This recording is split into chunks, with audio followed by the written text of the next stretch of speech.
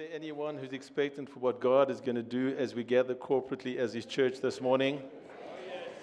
Are there still some Christians who believe that our God is still the God of breakthrough and the God of deliverance, and that He's still the God of transformation and healing? Is there anyone here who believes that He's still the God of miracles, and that if He's done it before, He can do it again? Oh, there's some Christians in this place that believe He is the Alpha and the Omega, the beginning and the end, the God who is, who was, and is to come. And let me ask you this. Do you believe that He still wants to do a new thing in the life of His children? If that's you, give the Lord a mighty shout of praise in this place. Yes. Amen. And I want you to look at the person next to you. I want you to look deep in their eyes and tell them, God wants to do a new thing in and through your life. Look very close. Yes.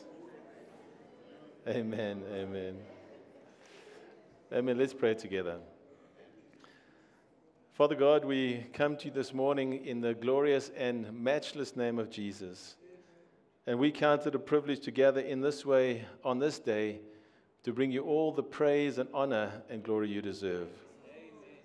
Lord, in our time together this morning, we pray that hearts and ears and eyes would be open to where you want to lead us, and that we would willingly submit our lives and walk in obedience to whatever it is you're saying and to wherever it is you're calling us to go. We declare this morning, Holy Spirit, that we don't want to move without your approval and your guidance. So we ask for an extra sensitivity and attentiveness to your leadership in this season, so that we would not miss what you intend to do through us individually and as a church. Lord, we commit our time now in the word to you. And I pray that you would anoint my lips and the ears of those listening, in order that we would not leave here the same, but changed and transformed by the power of your eternal word. And everybody said, amen and amen. Church, this morning, as we spend time together in God's word, I want to share a message with you that I've titled, God is doing a new thing. God is doing a new thing. Now, as we know, God is doing a new thing in our church, because 63 days from now, what's going to happen? We are going to be moving to 2 services. In 9 weeks from today, we're going to be crossing over into the mall. We're going to be stepping into new and unfamiliar territory. But we're not stepping ahead just because it's a good idea. We are taking this leap of faith because it is a God-led idea. And we confidently take this leap together as a church. Why? Because we know that where our God leads us, He will also sustain us. And so there are very exciting times that lay ahead for us as a church and for us individually. And I say individually because remember, the church is a body made up of individuals who are led by the Spirit of God to work effectively together to make that body an instrument or a tool that the Lord can use to advance His kingdom mission in this world. And just by the way, can I say something to you this morning? Just by the way, you are at this church called Frontline Church for a purpose. You are not here by mistake, or just because someone invited you here for the first time, or because your mom or dad, were at this church and so you're here now. Or because something happened at your old church. And yes, some of those things might have happened in the natural, but supernaturally and sovereignly, He has placed you here so that you could be at this place, right? Even if it is for a season, that this could be the place where you could fulfill your calling and destiny. Can I get an amen to that? You are here because God saw it fit in the year 2025, when this part of His vineyard was taking a step into new and unfamiliar territory. You would have a specific part to play.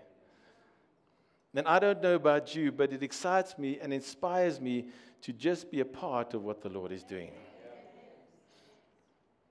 Now, church, if you've been here in recent weeks, we've been speaking about crossing over into new territory, about following the presence of God and keeping our eyes on Jesus like Israel followed the ark into the Jordan. And we've asked ourselves the question, are we ready for the more? But before we move forward any further, there's something else that I want us to consider as we prepare ourselves for where God is taking us. And that is, are we ready for God to do a new thing in us? And I mean as individuals, not just as a church. Because as we prepare to step into 2 services and into the more that God is calling us to, we should first ask ourselves the question, are we willing to be molded and made anew? Are we open to being reshaped by the hands of the potter, even if it means letting go of what we thought church should look like or what our role has been in the past? Because here's the thing. Before God stretches the tent, he often softens the clay. Before he entrusts us with more, he invites us to surrender what we've always known and found comfort in so that we can grow in areas that speak to our identity and destiny. And I believe that God is saying to us today and in this season, before I do something new through you, I want to do something deep within you. Can I say that again? Before I do something new through you, I want to do something deep within you. Which is why today I want to draw our attention to a powerful prophetic moment in Jeremiah chapter 18. It's a moment where God sends the prophet to a potter's house, not just to observe pottery being made, but to receive a picture of how God shapes and molds his people. Let's read the first 6 verses together. The word that came to Jeremiah from the Lord: arise and go down to the potter's house, and there I will let you hear my words. So I went down to the potter's house, and there he was working at his wheel. And the vessel he was making of clay was spoiled in the potter's hand, and he reworked it into another vessel, as it seemed good to the potter to do. Then the word of the Lord came to me, O house of Israel, can I not do with you as this potter has done, declares the Lord? Behold, like the clay in the potter's hand, so are you in my hand, O house of Israel. Now, church, pottery is one of the oldest and most intricate forms of craftsmanship known to mankind. And the process is both fascinating and methodical. The potter begins by taking a raw lump of clay, rough, unshaped, and without form, and he chops it, he crushes it, he folds it over itself, and he crushes it again. He adds just enough water to make it soft and workable, then continues pressing and kneading and squeezing, right, and over itself to make it workable, and then just to make it soft enough to become pliable in his hands. Once the clay reaches the right consistency, it's placed onto a spinning wheel powered by a treadle beneath, moving steadily with the potter's foot. The wheel spins, turning the lump over and over, and then the potter goes to work. With steady hands, he begins shaping the clay. His thumbs press from the inside, his fingers guide from the outside, and from something rough and unimpressive, a vessel begins to emerge. A bowl, a cup, a jar, something purposeful, maybe even something beautiful. And at the center of this process are 3 key elements: the potter, the clay, and the wheel. Now keep those 3 things in mind, because they'll mean something far more when we look at what God says through the prophet Jeremiah. Look again at verse 6. O house of Israel, can I not do with you as this potter has done, declares the Lord? Behold, like the clay in the potter's hand, so are you in my hand, O house of Israel. Now, the imagery in Jeremiah chapter 18 doesn't require too much interpretation, right? It's quite straightforward. God is the potter, and we as his covenant children are the clay. That's not up for debate, right? He is the master craftsman, fully in control of the shaping process. And that means, church, one simple but powerful truth. God is at work in your life and in mine. Ephesians chapter 2 verse 10 puts it this way. It says, "For we are his workmanship, created in Christ Jesus for good works, which God prepared beforehand that we should walk in them." In other words, you and I were not just saved to sit in pews. We were shaped to fit a specific purpose. God desires to form us into vessels he can use for his glory, vessels of honor, of service, and of influence. But listen, before we get ahead of ourselves, here's a bit of a reality check. There's nothing particularly impressive about a lump of clay, right? It's not beautiful. It's not strong. It's not useful on its own. In fact, it's fragile, messy, and completely incapable of shaping itself into anything worthwhile. And you know what, church? That's us. Unclean, unformed, and unable to become anything of eternal value apart from the hands of Almighty God. And let's be honest, right? When you hear what's going on in our world, not everybody wants to accept that truth. Some people struggle with the idea that they need a potter at all. They believe they can shape their own lives, design their own destiny, and define their own purpose. And what is the result of that kind of approach?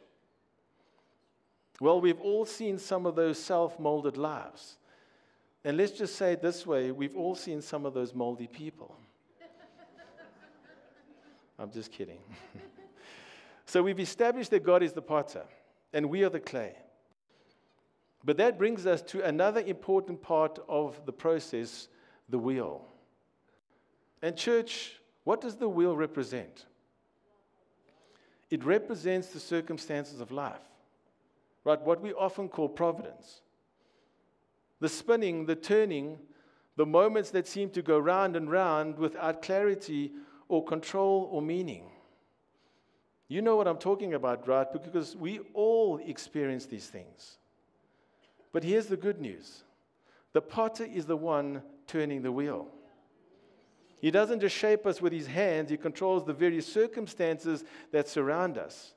Because every rotation of that wheel is under his watch.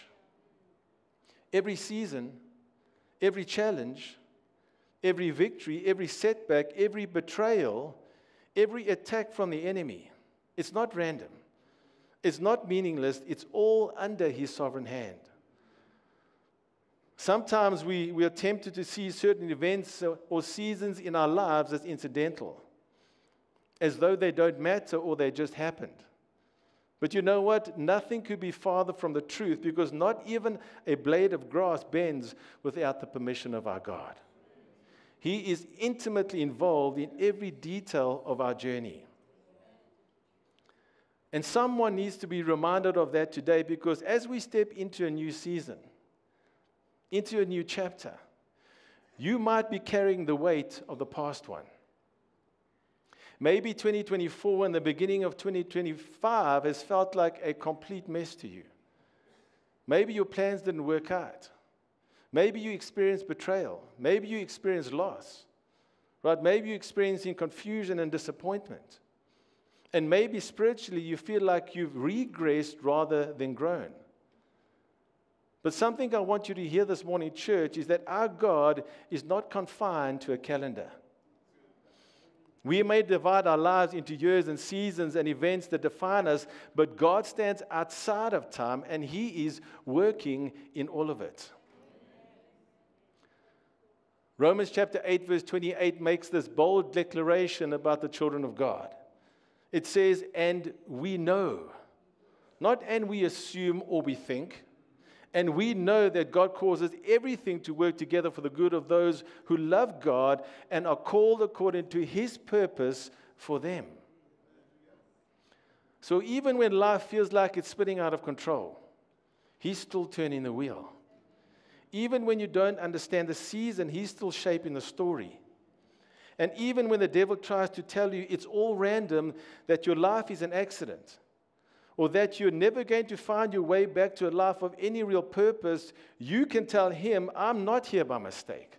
I am not the sum of bad timing and coincidence. I am where I am, and I am who I am by the grace of God, and my God is still turning the wheel. Somebody needs to shout amen. It's only by His grace, amen? You see, it might not always make sense to me, but it makes perfect sense to Him, and that's what settles it. You know, church, there is a deep peace that comes when we surrender, not just our lives, but our expectations to the will and ways of God, because that's when we enter into rest. When we try and figure it all out, when we wrestle for control, when we overanalyze and strategize every outcome, peace quietly slips out the door. And when peace leaves, right, what happens? What comes in? It doesn't leave the room empty. Fear walks in. Anxiety takes a seat. Disappointment, hopelessness, and even depression strolls in uninvited.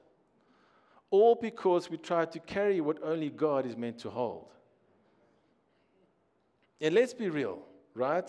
Haven't we all said at some point, if I were God, I would do things differently? Come on, be honest with me. Haven't you ever thought, you know what, Lord, I've got a few suggestions for you on how we should do this? But God doesn't think like we do. His perspective is infinitely higher, His wisdom is eternal, and He sees the beginning from the end and every single detail in between. While we see the surface, He sees the story.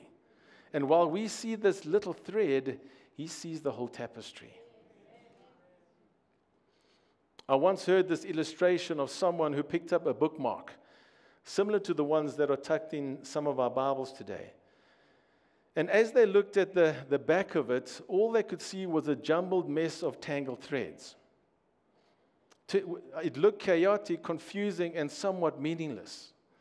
But when they turned it over, the front revealed a beautifully woven message that said, all things are woven together for the good of those who love God and are called according to His purpose. And isn't that just like life? We often look at the underside, right, where things appear disconnected, frayed, or senseless. But God is weaving from the other side. He's crafting something beautiful even when we can't see it yet. Because His methods are different, His ways are higher, and His hands never make mistakes. Yes, there are moments when we feel tempted to tell God how we think it should go. But thank God He doesn't take His cues from us. He is the master potter. He is the faithful weaver, the one who turns the wheel, and He knows exactly what He's doing. And church, let me give you an example of how God's ways often differ from ours. In the book of Numbers, when the children of Israel were wandering through the wilderness, they found themselves under attack, not from armies, but from fiery serpents. Why? Because they spoke against God and against Moses. So God sent venomous snakes as a consequence. These serpents began biting the people. Many of them died. And in their desperation, in Numbers 21, they cry out to Moses and say, ask God to take the serpents away. Now listen, if we were writing the story, we'd probably have God snap His fingers and wipe out every last snake, problem solved, right? But that's not what God did.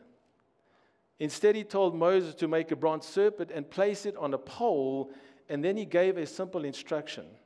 Everyone who looks at it will be healed. He didn't remove the serpents, He provided a solution in the midst of the poison. Sometimes we say, God, why don't you just kill the devil right now? Why don't you remove the problem now and just get it all over and done with? That's what we would do, right? But you know what? God doesn't kill the devil. He puts His Son on the cross. Because again, His ways are not our ways. And church, here's the hope in that truth.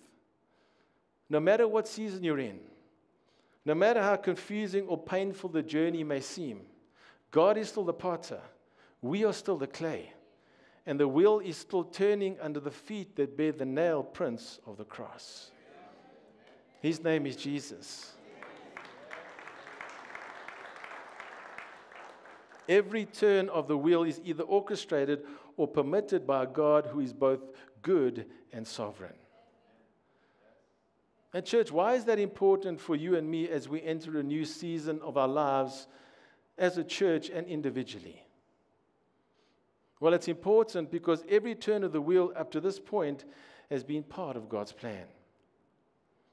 And if you are going through something difficult in your own space right now, something very hard, you need to know that He's going to turn every midnight into a sunrise.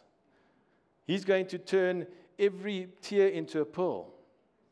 And He's going to turn every Calvary into an Easter because Sunday is coming.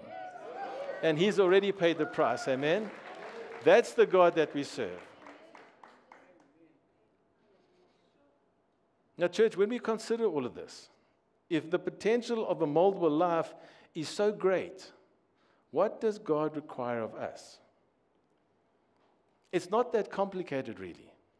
He asks us to yield, to surrender, to stop resisting His plans, and to trust the process even when we don't understand it. Now, maybe you're listening this morning and you're wrestling with a bit of doubt. Maybe there's a voice in your head saying, I knew this was too good to be true. All this talk about God's promises, but in the end, it's on me. There's always a catch when it comes to this Christianity thing. If that's you, I want to speak directly to that mindset.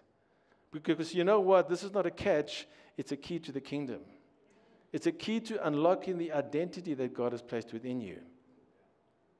Because you see, church, when you yield to the potter, you're not just agreeing to being shaped, you're stepping into who you were always meant to be. You're not just saying yes to change, you're saying yes to your true identity. This world will try to mold you into a person who is full of insecurity, confusion, pride, and shame. But God is the only one who knows who you truly are. Why? Because He formed you. In fact, let me just read what it says in Psalm chapter 139. And I want to read it to you in the Amplified Version. This is absolutely beautiful. It says, "For you formed my innermost parts. You knit me together in my mother's womb. I will give thanks and praise to you, for I am fearfully and wonderfully made. Wonderful are your works, and my soul knows it very well. My frame was not hidden from you when I was being formed in secret and intricately and skillfully formed," and listen to this, "as if embroidered with many colors in the depths of the earth." You see, when you place your life in His hands, when you yield to the potter, you're not losing control. You are finally becoming who you were created to be. And there's always a choice, right? We can choose to yield or choose not to yield. Romans chapter 6, verse 16 puts it this way. It says, "Do you not know that if you present yourselves to anyone as obedient slaves, you are slaves of the one whom you obey, either of sin which leads to death or of obedience which leads to righteousness?" In other words, church, what you yield to will shape your identity and your destiny. So the question is, who's forming you? Is it your past, your pain, your success, your failures, the pressure of others? Or is it the one who sees the masterpiece within the lump of clay?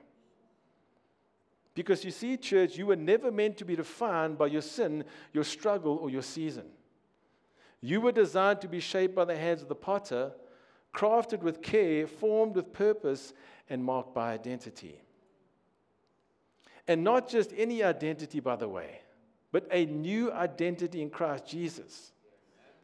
And the only way to walk fully in that identity is to yield. You know, church, most of us would dare not dream what we could become if we would allow God to have His way in our lives and if we truly surrendered to His shaping. But the truth is, right now, in your seat, there are 3 versions of you. And I'm not saying you're schizophrenic, but just hear me this morning. There are 3 versions of you. The person you are right now as you sit in this moment, the person you could become for harm if you choose to turn away from God, and then the person you could become for glory if you fully yield to the hands of the potter. In verse 4, where it says, "And the vessel he was making of clay was spoiled in the potter's hand," the reason for the vessel being spoiled and ruined, do you think the problem was with the potter or with the clay? The problem was with the clay, right? Because the clay might have some hidden impurities in it. Something impure or something that keeps the vessel from becoming what it ought to become. And the point of this, church, is that there may be some hidden impurities in our lives marring and spoiling what God wants to do. Or maybe we're not broken enough for the potter to use because the clay is too stiff and the clay does not yield to the hand of the potter. And we need to ask ourselves some questions this morning. Probably some of the most important questions we will ask ourselves if we want God to do a new thing in our lives. Questions like, Lord, is there anything in my life right now? Is there any unclean, impure thing in my life right now that stands in the way of what you want to do in my life? Don't answer that question out loud. Answer that question in your own mind. Is there something that you know that is not pleasing to the Lord? And once you've truthfully answered that, ask yourself the next important question, which is this: am I truly yielded to the Lord? Have I said, Lord, here I am. Make of me what you wish. Do with me what you will. Have you done that? If not, there's the risk that the vessel is going to be spoiled, and the problem will not be with the potter, the problem will be with the clay. You see, you can make all sorts of plans as you step into a new season. You can prepare many external things as you ready yourself for what God is about to do. You can apply your mind to many strategies and solutions and new ideas of how you can better your life. And those are all good things in part. But if you don't yield yourself to the potter, he's going to keep on turning that wheel until you eventually come around and deal with what's going on inside. And church, I don't know about you, but I don't want to go around the same mountain again and again, year after year, month after month. Why? Because I'm too stubborn, or I'm too hard of hearing, or because I'm not pliable anymore. I want to be in a place where God can mold me, use me, and shape me for His glory. Can I get an amen? Amen. And can I give you some really good news this morning? Just because you may have failed or messed up in the past, or even if you are where you are right now because of someone else's bad decisions, it doesn't mean that God is finished with you. Look again at verse 4. And the vessel he was making of clay was spoiled in the potter's hand, and he reworked it into another vessel, as it seemed good to the potter to do. And you know what that means? That means that we serve the God of a second chance. Because just like the clay, that spoiled clay that was reworked into another vessel, our God can do the same with us. He can rework us into something useful and beautiful for His glory. And church, I believe that God is saying to us in this moment, I see what you can become even when you don't. He's reminding us that no matter how messy or marred the clay might look, it's still in the potter's hands, and that means that it's not too late. It is never too late for God to shape something beautiful out of a life surrendered to Him. Now, some might hear all of this and say, there it is again. Just when I became comfortable hearing about what God could do for me, now you're telling me I have to do something too. Well, yes. But listen, This is the key to becoming who you were always meant to be. And why do I say that? Because this whole journey with God is not about proving your worth, it is about perceiving your worth. It's about recognizing that the same God who formed galaxies also formed you on purpose for a purpose. And yes, there are things that can get in the way. Sometimes it's fear. Sometimes it's pride. Sometimes it's our own plans and preferences. And sometimes it's just the fact that we stopped allowing ourselves to be shaped. There are many sins, church, that can get in the way, and we must constantly repent of those things. Why? So that we can become pliable again. But what I really want you to take a hold of today, as I start to close, is that God has not given up on the clay. Even if you feel stuck, even if you feel like a hopeless cause, even if you feel broken, even if your life looks like a mess of tangled threads, God sees it all from a different perspective.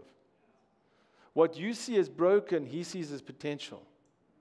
What you call chaos, He's already weaving into something beautiful. Because from His vantage point, you are not an accident, right? You are not too far gone. You are not too messed up. From His vantage point, that bunch of messed up threads are all the things woven together for the good of those who love God and are called according to His purpose. You're not an ugly lump. You're not messed up beyond repair. You are a masterpiece in the making because you are created in the image of Almighty God. Amen?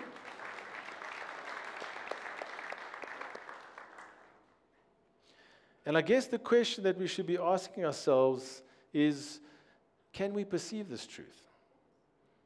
Can we perceive that God is doing a new thing as He reveals our identity and destiny to us? So, church, as we step into something new, both as a church and individually, you know what? Go ahead. Go ahead and make your plans and set your goals. Grow that business, chase that dream, marry that person, serve where you're called to serve. Do all of that and more. But before you do, get alone with a potter and invite him to shape your heart before you shape your plans. Let him speak to who you are becoming, not just to what you're doing. Because if he shapes you first, everything else will fall into place. You are his craftsmanship, created in Christ Jesus for good works. Works he prepared in advance for you to walk in. So don't carry the weight of needing to have it all figured out, because you're not going to have it all figured out. It's not going to happen. Just place your life back in his hands and watch what he can create when the clay simply says, I'm yours. Lord, I'm yours.